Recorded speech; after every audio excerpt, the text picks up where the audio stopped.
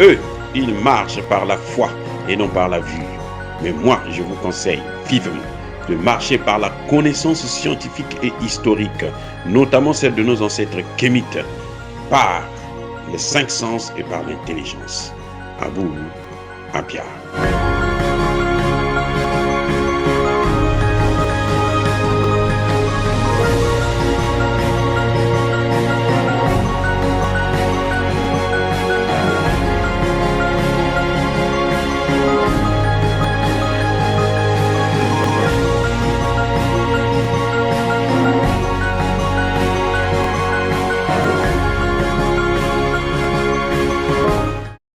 Otep à tous, bienvenue sur la chaîne des panafricanistes par essence, par conviction et par excellence. Celle des citoyens kémites par nécessité et obligation de combat. Nous sommes une chaîne qui n'est guidée que par nos ancêtres et rien que par les ancêtres qui appartiennent à l'égrégore du monde noir. Par conséquent, nous ne croyons en aucun Dieu venu de l'étranger. Toutefois, cette vidéo n'est aucunement destinée à inciter à la haine ou à la violence, car nous menons un combat qui est d'abord et avant tout spirituel, intellectuel et démocratique. Ensuite, il est politique, géopolitique et géostratégique. Contre l'impérialisme, le colonialisme, le néocolonialisme et l'endocolona, qui sont tous qualifiés de crimes contre l'humanité.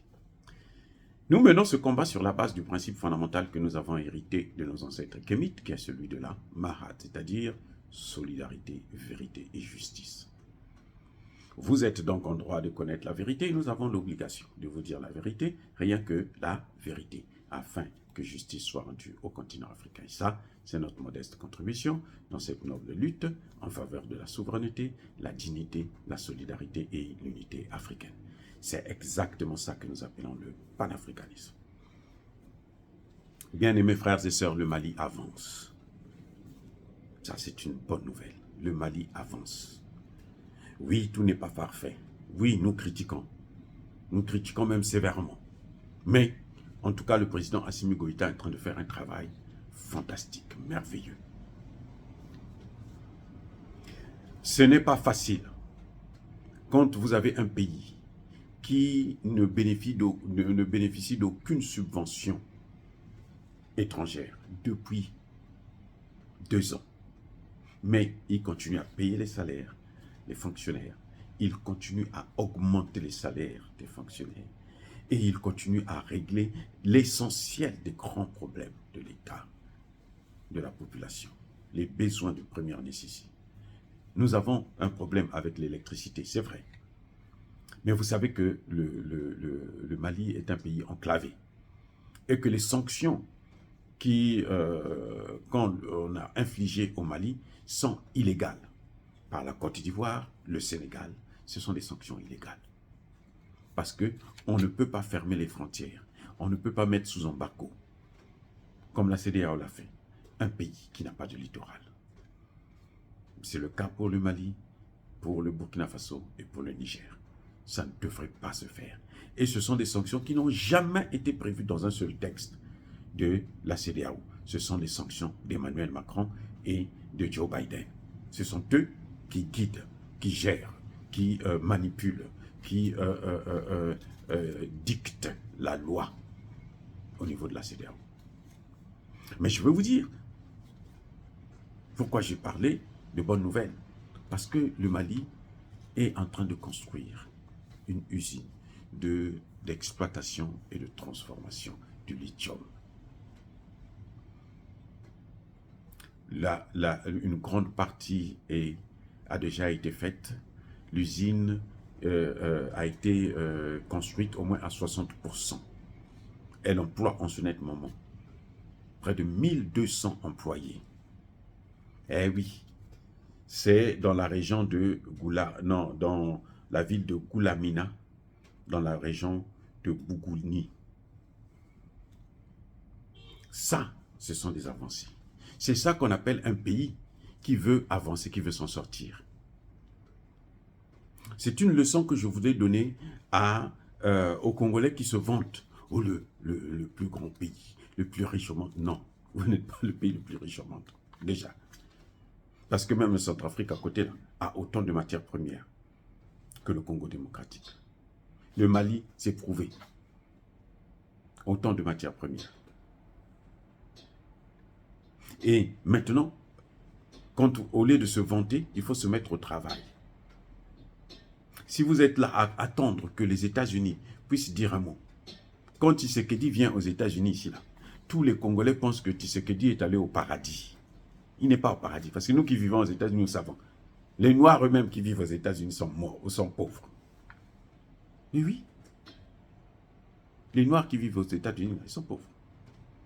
Le Congo compte 7 millions de pauvres, des gens qui vivent sous le seuil de la pauvreté. Et pour être content d'un pays, c'est lorsque vous êtes capable de transformer vos matières premières vous-même. Au Congo démocratique, il y a des endroits que le Congolais n'a pas le droit d'accès. Eh oui, il y a des endroits comme ça, où il y a des matières premières. Le Congolais n'a pas le droit d'aller là-bas. Ce sont les étrangers qui gouvernent, les Chinois et les autres. Ça, ce n'est pas un grand pays.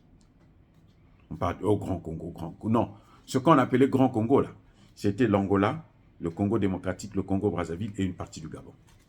Ce qu'on appelait Grand Congo. Ça s'écrivait avec K, ce Congo-là. Ça, c'est le Grand Congo.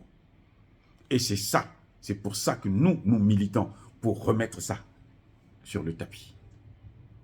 Comme vous voyez les États du Sahel, nous devons faire aussi cela, la même chose. Le Congo avec K doit revivre. Parce que nous sommes condamnés à être soudés pour avancer ensemble. Eh oui, c'est pour ça que je condamne toute contradiction entre Sassou Nguesso et Félix Tshisekedi. Ce n'est pas louable. Ça ne rapporte rien. C'est tellement minable et incompréhensible. Pour les deux parties, ils devraient plutôt être soudés. Parce qu'ils appartiennent à un même ancêtre. Congo-Brazza, Congo-Kinshasa, Angola. Donc, pour revenir à nos moutons, c'était juste une parenthèse que j'ai ouverte plutôt. Le Mali est en train d'avancer. Quand vous voyez un pays qui n'a pas d'aide, qui n'a pas de subvention, le Mali est en train de montrer au monde entier, et on le voit aujourd'hui, le Niger est en train de suivre la même voie. Le budget que les Nigériens ont voté, c'est un budget de plus de 2600 et quelques milliards de francs CFA. Ils ont mis de côté, ils ont réservé une ligne de près de 18 milliards pour augmenter les salaires des fonctionnaires. Alors qu'ils n'ont pas d'aide, n'ont pas de subvention, ils sont sous embargo. Ça, c'est la gestion. Si tous les pays africains pouvaient comprendre ça, que nous ne sommes pas pauvres, nous sommes appauvris, et qu'il suffit qu'on prenne des résolutions, qu'on décide de faire mieux, eh bien, nous allons nous en sortir. Au lieu de quémander, plus vous quémandez, plus vous vendez, vous sacrifiez votre souveraineté. Et c'est ça que le Mali a compris. Il a bien compris. Qu'on ne va pas demander aux gens. On ne va pas demander au Maroc. Le Maroc lui-même n'a rien. Le Maroc n'est pas plus riche que le Mali. Ni le Burkina, ni le Niger. C'est faux si on vous dit ça. Donc, quand vous comprenez ça, eh bien, vous changez de politique. Vous n'avez pas besoin, l'Afrique n'a pas besoin du FMI ou de la Banque mondiale. Ce sont ceux-là qui sont ces institutions qui sont à l'origine de l'endettement que vous avez dans tous nos pays et la pauvreté. Bravo encore une fois de plus à Assimi Goïta. Bravo pour ce travail merveilleux. En tout cas, même si je peux critique parfois, mais là, je sais que c'est formidable. Dire cela, c'est inciter à la haine ou à la violence. Non, il y a pas colère, il y a pas haine. Encore une fois de plus, bien-aimés frères et sœurs, je persiste et je signe. Soyez bénis, soyez abondamment bénis par le Dieu de Kémité, par nos ancêtres angélisés. Mais que tous ceux qui persécutent le continent africain le pillent et le déstabilisent. Qu'ils soient noirs, blancs, chinois, arabes, juifs, indiens ou qui qu'ils soient punis, maudits, foudroyés, neutralisés, écrasés, effacés par le Dieu de Kémit et par nos ancêtres angélisés. Vive l'Afrique éternelle, je dis et j'assume.